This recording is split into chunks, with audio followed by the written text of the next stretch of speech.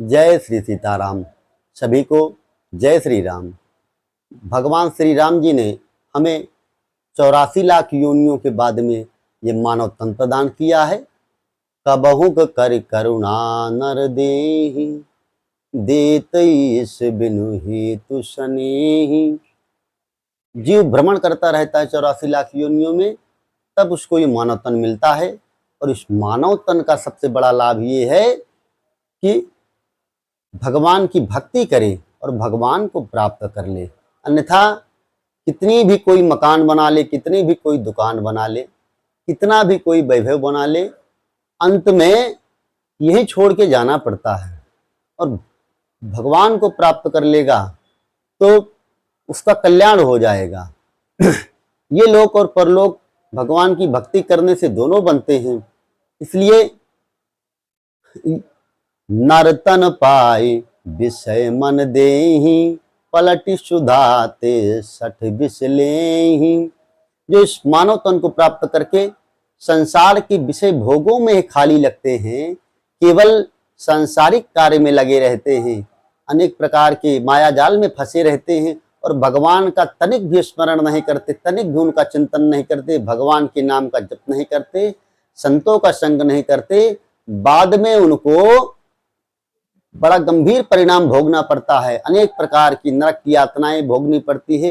पुनः 84 की उसी चक्रव्यूह में फंस जाता है जीव। कभी जीव जंतु बनता है, कभी कीट पतंग बनता है, कभी कुछ बनता है। इस प्रकार से जीव अनेक योनियों में भ्रमण करता ही रहता है। कभी गाय बनता है, कभी भैंस बनता है, कभी बैल बनता है, कभी कुत्ता बनता है, कभी बिल्ली बनता है, कभी सांप बनता है, कभी जलीय जंतु बनता है, मछली बनता है, कभी मगरमच्छ बनता है, तो कभी पेड़ पौधे बनता है। तो अनेक योनियां भगवान ने बना रखी हैं। पर जब 84 का चक्र पूरा हो जाता है और मनुष्य शरीर मिलता है दुर्लभ अनमोल, तो भगवान की कृपा से किसी संत, किसी सदगुरु का आश्रय लेके जब हम भगवान के नाम का आश्रय लेंगे, भगवान का भजन करेंगे, तो भगवान अवश्य ही कृपा करेंगे।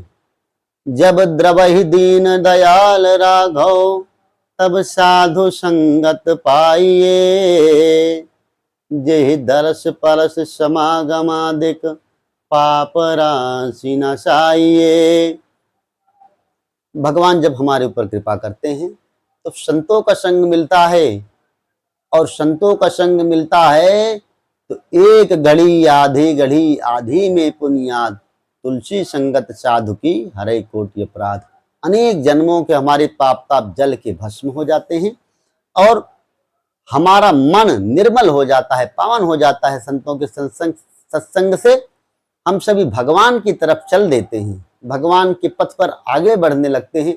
और भगवान कहते हैं कि जो तू आए एक पग, मैं आऊं पग 60, जो तू करो काठ तो मैं लोहे की काठ। भगवान कहते हैं कि जो मेरी तरफ एक कदम आगे बढ़ाता है, मैं उसकी तरफ 60 कदम आगे बढ़ता हूं। और जो कठोर बन जाता है, मेरी तरफ नहीं देखता है, कठोरता का मतलब यह है कि जो माया में ही फंस जाता है, भगवान की तरफ बिल्कुल जाता ही नहीं है, भगवान से विमुख हो जाता है, संतों से विमुख हो जाता है, तो भगवान उससे उतनी ही दूरी बना लेते हैं। इसलिए हमें सावधानी पूर्वक भगवान के मार्ग पर चलना चाहिए। भगवान के मार्ग पर चलते हुए भगवान को प्राप्त करना चाहिए। यही मानव जीवन का चरम और परम लक्ष्य है। आगे की कथा और आगे का प्रवचन हम सब कल श्रवण करेंगे। जय जय श्री सीताराम, जय हनुमान।